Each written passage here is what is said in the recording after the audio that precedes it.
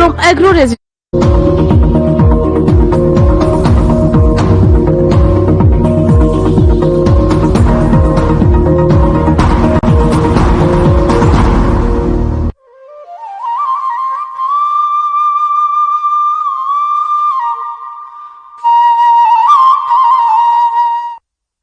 नमस्कार, खबर उत्तराखंड देख रहे हैं आप। मैं हूं आपके साथ सपना दीपक मल्लेशिया। खबर देहरादून से है, जहां गृह मंत्री अमित शाह एक दिवसीय उत्तराखंड दौरे पर हैं। मुख्यमंत्री पुष्कर सिंह धामी ने अमित शाह का फूलों का गुलदस्ता देकर स्वागत किया। गृह मंत्री अमित शाह एयरपोर्ट से सीधे लाल बहादुर शास्त्री राष्ट्रीय प्रशासनिक अकादमी मसूरी के लिए रवाना हुए। अकादमी में अमित शाह ने भारतीय लोक सेवा के प्रशिक्षु अधिकारियों से संवाद किया और उनसे वार्ता की। आपको बता दें कि एक दिवसीय उत्तराखंड दौरे पर पहुंचे केंद्रीय मंत्री अमित शाह ने एलबीएस अकादमी में 99वें कॉमन फाउंडेशन कोर्स के समापन समारोह में प्रतिभाग किया। इस दौरान उत्तराखंड के मुख्यमंत्री पुष्कर सिंह धामी भी मौजूद रहे।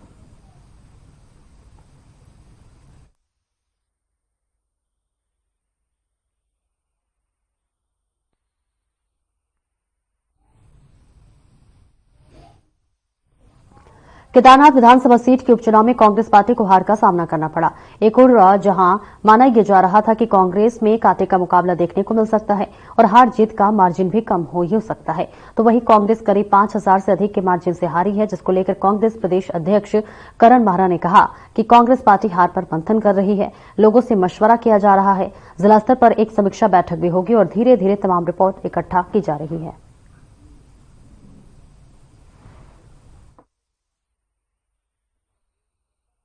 मंथन जारी है, लोगों से राय मशवरे हो रहे हैं और जिला स्तर पे एक अभी समीक्षा बैठक भी होनी है। मैं हल्के हल्के रिपोर्ट्स ले रहा हूं अपने लोगों से और उनको लिपिबद्ध भी कर रहा हूं। मैं एक विस्तृत रिपोर्ट हाईकमान को जल्द ही प्रेषित करूंगा।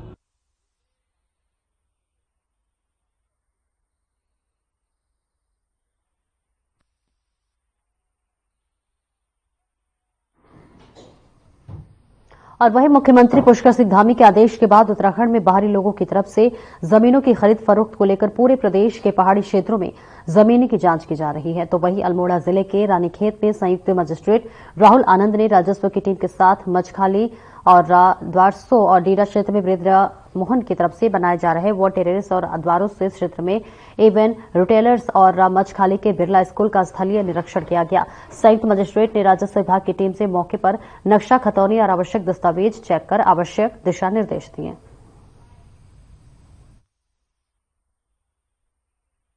जमीनों के लेकर कई तरह की शिकायतें जो है हमारे पास आ रही थी कई समय से, तो इसी क्रम में निरीक्षण किया गया 3-4 जगहों पे, स्पेशली मजखाली द्वार वाले एरिया में। तो जैसे हमारी एक पहली जो थी कि एक वीरेंद्र मोहन द्वारा जो बेची गई है जमीन, तो एक किसी महिला को बेची गई, तो वहां पे उल्लंघन का मामला सामने आया है कि 250 वर्ग मीटर से ज्यादा जो उत्तराखंड के बाहर के निवासी नहीं खरीद सकते, उसका उल्लंघन किया गया था।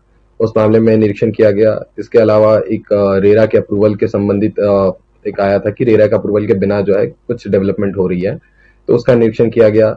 इसके अलावा हमारे बिरला स्कूल के ऊपर भी एक शिकायती पत्र आया था कि वो जमीन जो है वो सरकारी जमीन है, तो इन सभी चीजों का जो है निरीक्षण किया गया।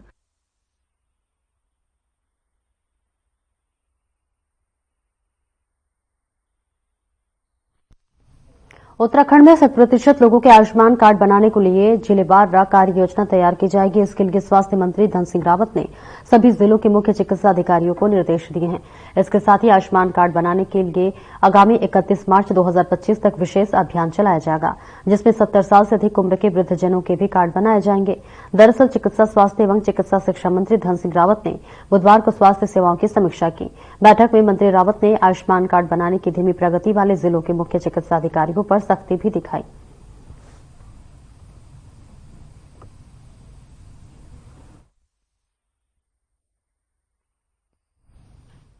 और केदारनाथ की नवनिर्वाचित विधायक आशा नौटियाल ने गुरुवार को मुख्यमंत्री पुष्कर सिंह धामी से मुलाकात की। इस दौरान सीएम धामी ने आशा को जीत पर बधाई देते हुए उज्जवल भविष्य की कामना की। उपचुनाव में जीत पर विधायक आशा पहली बार देहरादून पहुंची। पूर्वा ने मुख्यमंत्री आवास में सीएम धामी से भेंट की। मुख्यमंत्री ने कहा कि मुझे विश्वास है कि प्रधानमंत्री नरेंद्र मोदी के मार्गदर्शन में केदारनाथ विधानसभा क्षेत्र में डबल इंजन सरकार द्वारा हो रहे विकास कार्यों को अब और नई गति मिलेगी।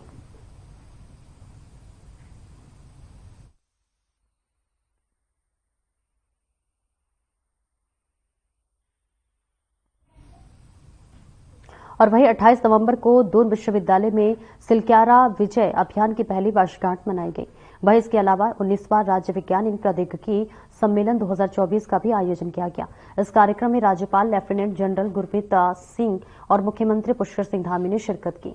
इस दौरान राज्यपाल और मुख्यमंत्री ने सिलक्यारा विजय अभियान पुस्तक सहित अन्य पुस्तकों का भी विमोचन किया गया। इसके साथ ही सिलक्यारा रेस्क्यू अभियान पर बनी शॉर्ट फिल्म का भी अवलोकन किया गया और इस खास मौके पर सीएम पुष्कर धामी ने क्या कुछ कहा, सुनिए।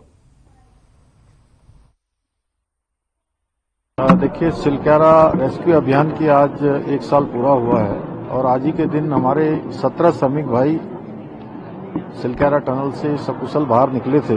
मैं इस दिन के लिए अभी आदरणीय प्रधानमंत्री जी का धन्यवाद करता हूं कि उन्होंने वो सारी टेक्निकी, सारी विशेषज्ञ, सारा वो सामान हमको उपलब्ध कराया जिसकी हमको वहां आवश्यकता थी। और इस अभियान में लगे हुए सभी इंजीनियरों का, सभी बचाव दल का, हमारे आए हुए सभी प्रकार के जिन लोगों ने इसमें भारत सरकार के विभिन्न विभागों का, विभिन्न संस्थाओं का, राज्य सरकार के विभिन्न संस्थानों का, सबका आभार व्यक्त करता हूं जिन्होंने इस बचाव दल अभियान में काम किया। और ये हमारे लिए एक बहुत बड़ा आगे के लिए एक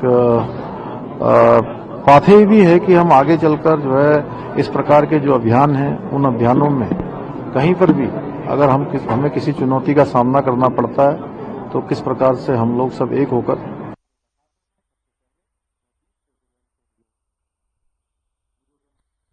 देश के गृह मंत्री अमित शाह बीते रोज 1 दिवसीय दौरे पर उत्तराखंड आए। उन्होंने मसूरी और देहरादून में होने वाले कार्यक्रम में भाग लिया। इस दौरान उत्तराखंड कांग्रेस के प्रदेश अध्यक्ष करण माहरा ने कहा कि कई बार गृह मंत्री अमित शाह आ चुके हैं लेकिन उत्तराखंड को कोई फायदा नहीं हुआ। अच्छा होता अंकिता भंडारी हत्याकांड में वीआईपी के नाम का खुलासा कर देते या जो आपदा आई है जोशीमठ में जाकर लोगों से मिल लेते, महिलाओं पर हो रहे अपराधों पर कुछ बोलते हैं। कई बार आ चुके हैं, लाभ देखने को तो कुछ नहीं मिला। हम तो यही कह रहे हैं कि महिला अपराध में हम पहले नंबर पे हैं। इसके लिए कोई सख्त चीज वो कर जाएं और अंकिता के वीआईपी का नाम खुलासा करने का दबाव सरकार पर डाल के जाएं तो हमें खुशी होगी। केदारनाथ में सोने की चोरी का ब्लैक एंड व्हाइट में सामने आ जाए और जो अन्य चीजें हैं यहाँ राज्य में हो रही हैं, आपदा वालों को अभी तक राहत नहीं मिली है, जोशीमठ बर्बाद हो रहा। यहाँ आए थे, अगर 10 मिनट का दौरा जोशीमठ का भी कर लेते तो हमें खुशी होती।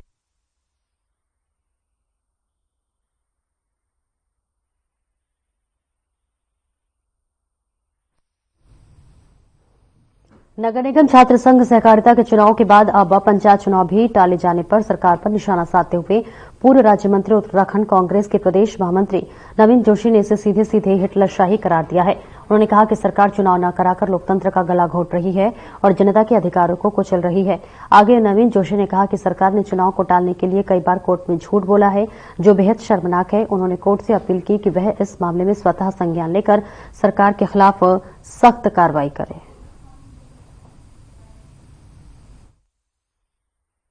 देखिए, सरकार पूरी दमनकारी नीति उत्तराखंड के अंदर अपना रही है। लोकतंत्र का गला सरकार घोटने का प्रयास कर रही है। पहले इन्होंने नगर निकाय के चुनाव टाले, 1 साल से ज्यादा का समय हो गया। ये कोर्ट को बार बार झूठ बोलते रहे, गुमराह करते रहे कि हम 6 महीने के अंदर चुनाव करा देंगे। पहले तो इन्होंने बोला कि हम समय पे चुनाव कराएंगे, वो समय पे नहीं कराया। इन्होंने कहा कि हम 6 महीने के अंदर चुनाव कराएंगे, वो नहीं कराया। फिर 3 महीने का समय बढ़ाया, तब भी नहीं कराया। फिर उन्होंने कहा कि हम अक्टूबर तक चुनाव करा देंगे, तब भी नहीं कराए।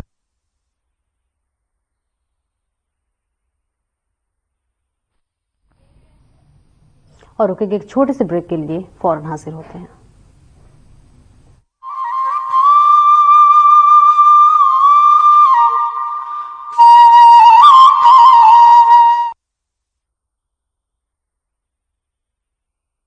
नशा करने के लिए कई लोगों द्वारा एक ही सिरिंज का इस्तेमाल करना HIV के प्रसार का एक बड़ा कारण है।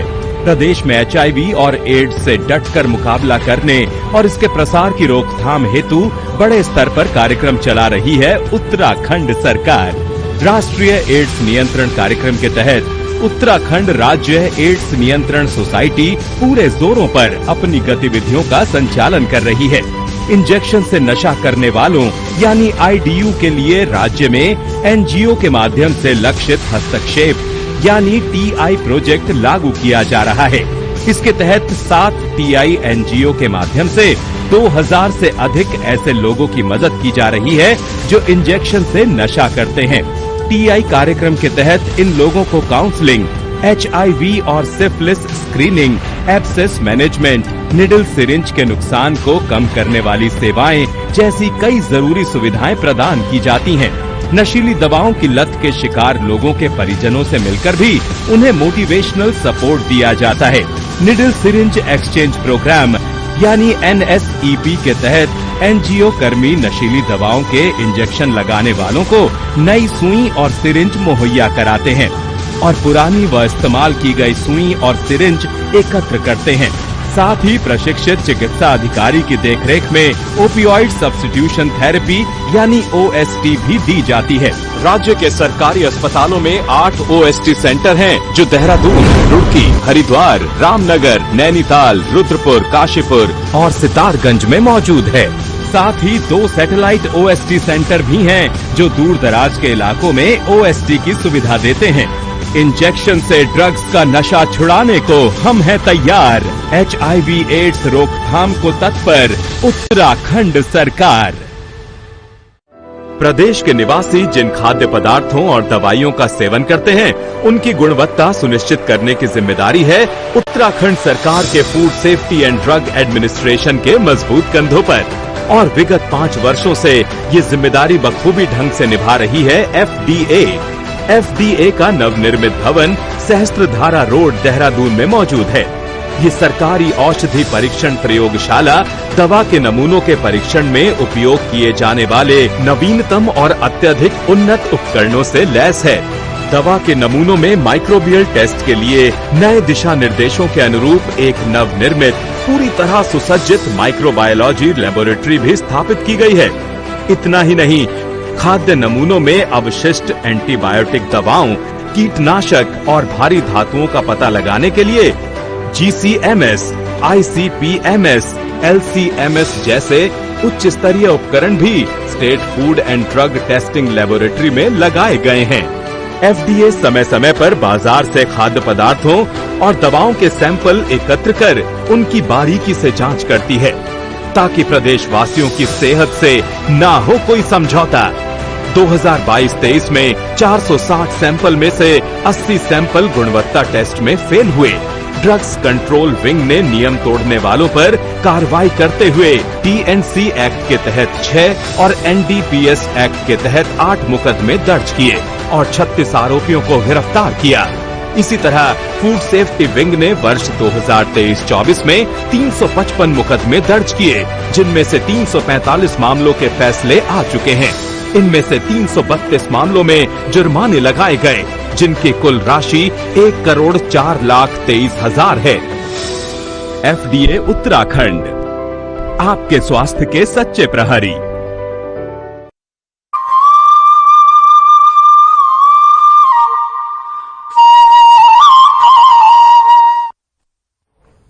अब ब्रेक के बाद एक बार फिर से स्वागत है आपका। बढ़ते हैं खबरों की ओर। उत्तराखंड में निकाय चुनाव को लेकर कांग्रेस ने अपनी कमर कस ली है। आपको बता दें कि कांग्रेस प्रदेश अध्यक्ष करण माहरा के नेतृत्व में उत्तराखंड कांग्रेस सोशल मीडिया विभाग ने नई वेबसाइट और डिजिटल सदस्यता अभियान का शुभारंभ किया है।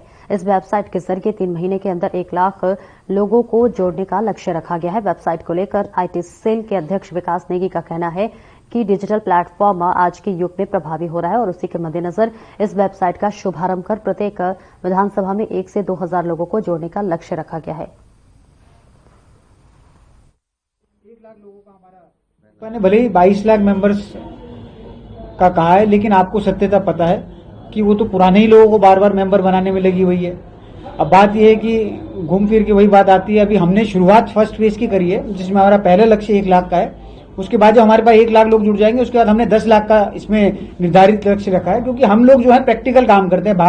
भाजपा की तरह हवाबाजी वाले हम काम नहीं करते कि 20-20 लाख हम करा देंगे, 25-25 लाख हम करा देंगे और घुमा फिरा के जो उनके प्रदेश के नेता हैं आप देखेंगे कि कहीं ना कहीं वही दोबारा मेंबरशिप ले रहे हैं। और जो उनका लक्ष्य था प्रत्येक विधानसभा में 5 से 10 हजार, आपको भली बात ही याद होगा कि उन्होंने जो अपने विधायकों को लक्ष्य दिया था, उन्हीं के लक्ष्य में 500 मेंबरशिप हुई है विधानसभाओं में। जो आज करंट विधायक हैं आज प्रदेश में,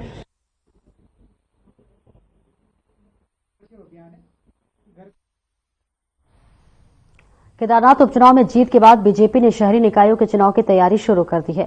अगले महीने निकाय चुनाव की प्रक्रिया शुरू होने की संभावना के चलते पार्टी ने अपने संगठन चुनाव भी टाल दिए हैं। जिला व मंडल समितियों के चुनाव जनवरी के दूसरे पखवाड़े में हो सकते हैं। वहीं केदारनाथ उपचुनाव से पहले पार्टी को दिसंबर जनवरी महीने तक जिला तक मंडल अध्यक्षों के चुनाव कराने की तैयारी थी। 30 नवंबर तक पार्टी ने सभी बूथों पर कमेटियों का गठन करना था, लेकिन अब पार्टी ने शहरी निकायों के चुनाव पर अपना पूरा ध्यान केंद्रित कर दिया है, जिसे लेकर सभी जिला अध्यक्षों के साथ बैठक में उनके निकाय क्षेत्रों में नामों पर चर्चा की गई।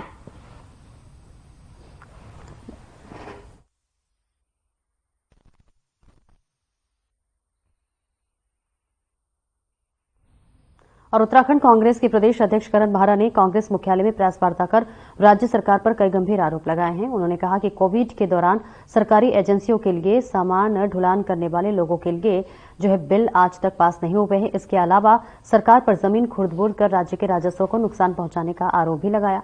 भू कानून के मुद्दे पर सरकार की नीतियों की आलोचना करते हुए उन्होंने कहा कि राज्य हित के मसलों पर सरकार की उदासीनता स्पष्ट दिख रही है।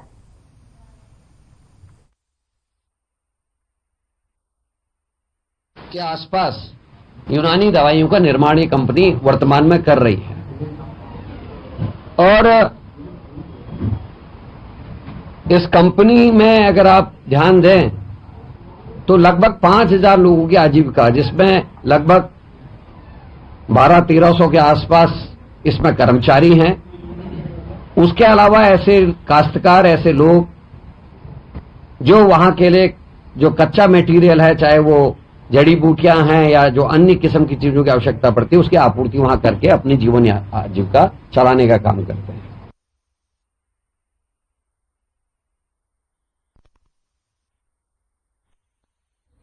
और रुकेंगे एक छोटे से ब्रेक के लिए, फौरन हाजिर होते हैं।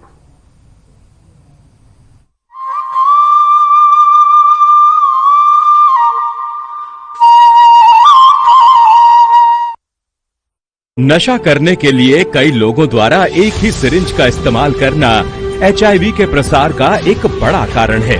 प्रदेश में एचआईवी और एड्स से डटकर मुकाबला करने और इसके प्रसार की रोकथाम हेतु बड़े स्तर पर कार्यक्रम चला रही है उत्तराखंड सरकार। राष्ट्रीय एड्स नियंत्रण कार्यक्रम के तहत उत्तराखंड राज्य एड्स नियंत्रण सोसाइटी पूरे जोरों पर अपनी गतिविधियों का संचालन कर रही है। इंजेक्शन से नशा करने वालों यानी आईडीयू के लिए राज्य में एनजीओ के माध्यम से लक्षित हस्तक्षेप यानी टीआई प्रोजेक्ट लागू किया जा रहा है। इसके तहत 7 टीआई एनजीओ के माध्यम से 2000 से अधिक ऐसे लोगों की मदद की जा रही है जो इंजेक्शन से नशा करते हैं। टीआई कार्यक्रम के तहत इन लोगों को काउंसलिंग, एचआईवी और syphilis screening, abscess management, needle syringe के नुकसान को कम करने वाली सेवाएं जैसी कई जरूरी सुविधाएं प्रदान की जाती हैं। नशीली दवाओं की लत के शिकार लोगों के परिजनों से मिलकर भी उन्हें मोटिवेशनल सपोर्ट दिया जाता है। निडल सिरिंज एक्सचेंज प्रोग्राम यानी एनएसईपी के तहत एनजीओ कर्मी नशीली दवाओं के इंजेक्शन लगाने वालों को नई सुई और सिरिंज मुहैया कराते हैं और पुरानी व इस्तेमाल की गई सुई और सिरिंज एकत्र करते हैं। साथ ही प्रशिक्षित चिकित्सा अधिकारी की देखरेख में ओपियोइड सब्स्टिट्यूशन थेरेपी यानी ओएसटी भी दी जाती है। राज्य के सरकारी अस्पतालों में 8 ओएसटी सेंटर हैं, जो देहरादून, रुड़की, हरिद्वार, रामनगर, नैनीताल, रुद्रपुर, काशीपुर और सितारगंज में मौजूद है। साथ ही 2 सैटेलाइट ओएसटी सेंटर भी हैं, जो दूर दराज के इलाकों में ओएसटी की सुविधा देते हैं। इंजेक्शन से ड्रग्स का नशा छुड़ाने को हम हैं तैयार। एचआईवी एड्स रोकथाम को तत्पर उत्तराखंड सरकार।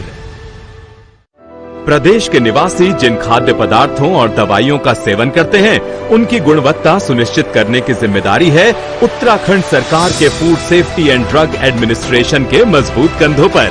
और विगत 5 वर्षों से ये जिम्मेदारी बखूबी ढंग से निभा रही है एफडीए का नवनिर्मित भवन सहस्त्रधारा रोड देहरादून में मौजूद है। ये सरकारी औषधि परीक्षण प्रयोगशाला दवा के नमूनों के परीक्षण में उपयोग किए जाने वाले नवीनतम और अत्यधिक उन्नत उपकरणों से लैस है। दवा के नमूनों में माइक्रोबियल टेस्ट के लिए नए दिशा निर्देशों के अनुरूप एक नवनिर्मित पूरी तरह सुसज्जित माइक्रोबायोलॉजी लेबोरेटरी भी स्थापित की गई है। इतना ही नहीं, खाद्य नमूनों में अवशिष्ट एंटीबायोटिक दवाओं, कीटनाशक और भारी धातुओं का पता लगाने के लिए GCMS, ICP-MS, LC-MS जैसे उच्च स्तरीय उपकरण भी state food and drug testing laboratory में लगाए गए हैं। FDA समय समय पर बाजार से खाद्य पदार्थों और दवाओं के सैंपल एकत्र कर उनकी बारीकी से जांच करती है, ताकि प्रदेशवासियों की सेहत से ना हो कोई समझौता। 2022-23 में 460 सैंपल में से 80 सैंपल गुणवत्ता टेस्ट में फेल हुए।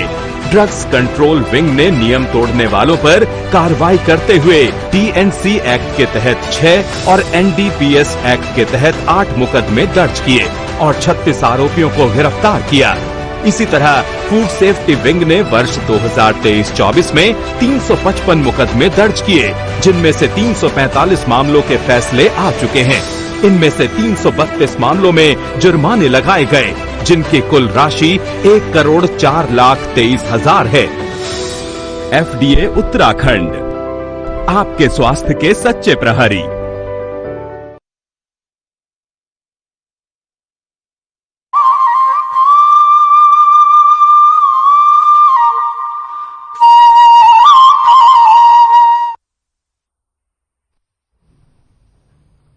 और ब्रेक के बाद एक बार फिर से स्वागत है आपका। बढ़ते खबरों की ओर। दोनों हॉस्पिटल में वर्षों पुरानी बनी एक मजार पर हिंदू संगठनों ने विरोध जताना शुरू कर दिया है, जिसे लेकर मुख्यमंत्री पोर्टल पर एक शिकायत दर्ज की गई है, जिसमें एक मजार को अवैध करार दिया गया है और इसकी जांच की मांग की गई है। और वहीं बजरंग दल के अध्यक्ष प्रकाश वर्मा ने भी इस मजार की जांच की मांग की है।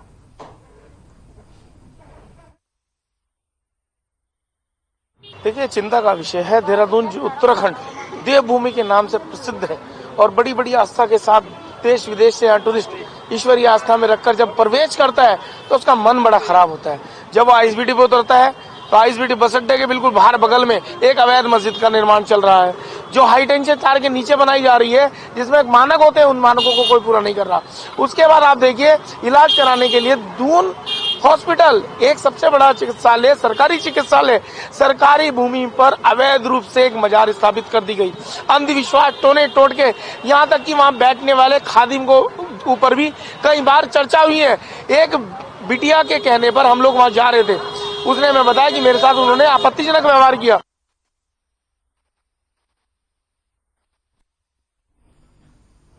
चंपावत के बनबसा आर्मी कैंट एरिया में 28 नवंबर से 6 दिसंबर तक अग्निवीर भर्ती की शुरुआत हो गई है। ये भर्ती उत्तराखंड के चंपावत, पिथौरागढ़ और अन्य जिलों के साथ उत्तर प्रदेश के युवाओं के लिए भी खुली भर्ती है। वहीं पुलिस प्रशासन द्वारा शांति व्यवस्था व अन्य व्यवस्थाओं को लेकर पूरी तैयारियां कर ली गई हैं। सीओ शिवराज सिंह राणा ने जानकारी देते हुए बताया कि 28 नवंबर से प्रारंभ हुई अग्निवीर भर्ती में पहुंचने वाले युवाओं के लिए सुरक्षा संबंधी व शांति व्यवस्थाओं को लेकर सभी तैयारियां कर ली गई हैं।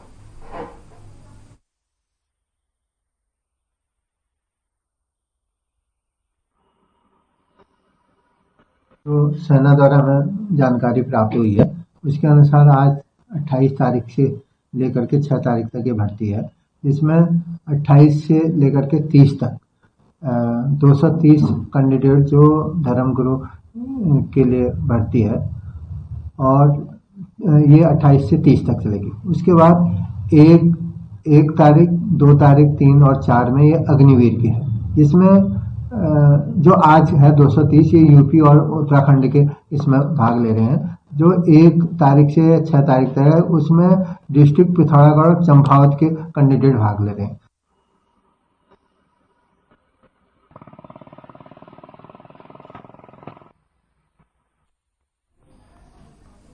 फिलहाल इस बुलेटिन में इतना ही। दीजिए इजाजत। नमस्कार।